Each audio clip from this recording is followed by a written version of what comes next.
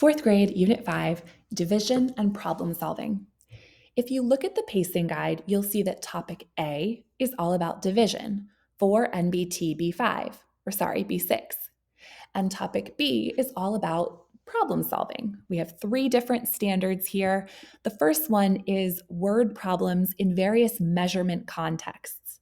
The second one is area and perimeter, more measurement. And the third one is just multi-step word problems.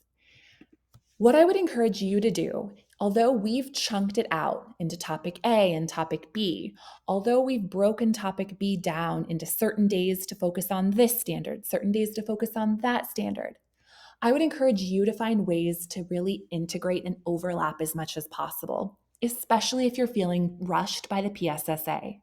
So, for example, in topic A, you use area models as a strategy to divide. Well, what a perfect way to integrate area problems. Or when you're solving multi-step word problems, why not make some of those problems about area and perimeter or about these various measurements? You'll get more bang for your buck throughout the unit if you're looking for ways to address multiple standards.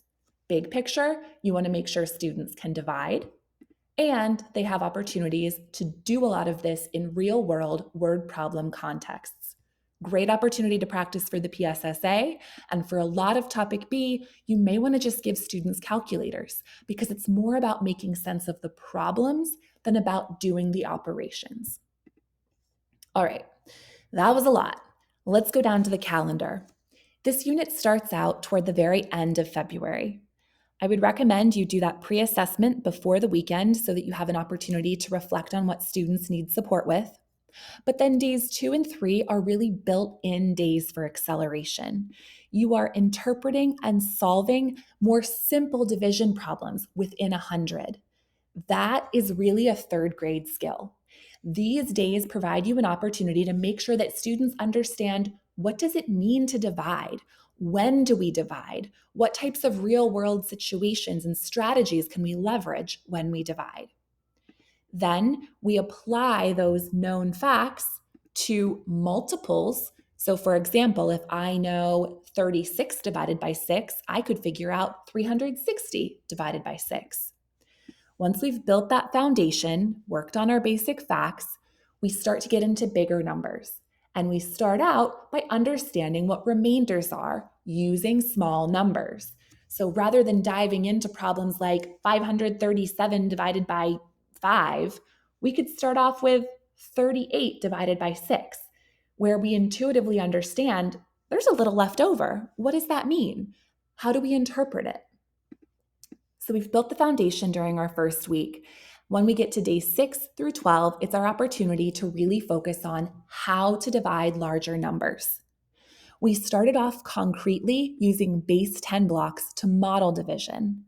Then we move into more representational with area models and abstract with partial quotients. You'll see there's a day here devoted solely to word problems, but certainly make sure you're incorporating word problems along the way. And if you're behind, that might be a good day to skip. One thing to point out, we specifically talk about area models and partial quotients because those are place value strategies. In fourth grade, we use place value strategies to divide. We do not use the standard algorithm. So you don't have a lot of time here. It's a short unit. You want to make sure students understand division and have a great strategy like partial quotients or area models.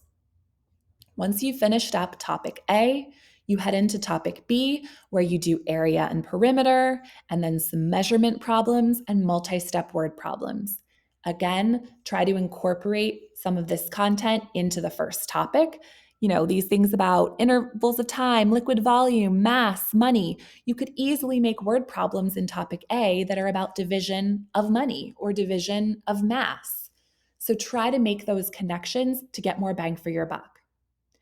You finish up this unit right toward the end of March before you have some flex days and head into spring recess. So it's a really big goal for you to shoot for that you're finishing up Unit 5 before break.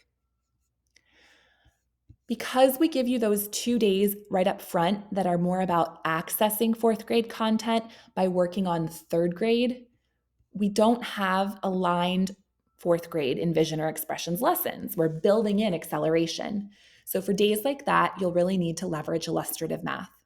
If you're not familiar with illustrative math, I mean, technically you could skip this day, but I really think it will help your students for them to explore division conceptually. What does it mean when you have equal sized groups, for example? When you click on that link, it takes you to the lesson. This gives you all the information for a teacher, but what you really are going to want to know is preparation, because preparation will give you the student task statements, which you can print out for your kids. That is basically like the worksheet. Another thing you'll want to know is that there are Google Slides or PowerPoint slides that you can use as you teach this lesson. Really great resource. So there are multiple days in the pacing guide that have NA. I know it's annoying, but it's us trying to help you by giving you resources to accelerate or extend learning. You'll also notice that we don't necessarily follow the programs in order. Part of that is because when we get here, we wanted to do the concrete before the abstract. Envision didn't do that. They strangely saved concrete for the end. So we wanted to switch up that order. Another thing you want to think about is that, for example, we say don't use Envision 5.8 because it promotes the standard algorithm. You could certainly pull the practice problems that are just division problems, but we recommend skipping any lesson that uses the standard algorithm. They don't always call it the standard algorithm, but that's what it is. And we have very few days to work on division, so we want to narrow it down and focus on concrete models, area models, and partial quotients. I will mention that in order to be effective dividing with a strategy like partial quotients, your students are going to need to have some fact fluency with their multiplication and division facts.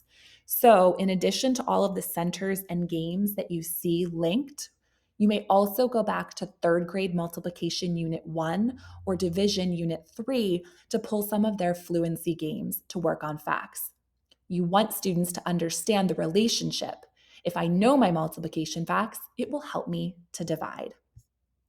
Again, big picture, you want to try to finish up Unit 5 before spring break so that you can head into Unit 6 when you return. Good luck.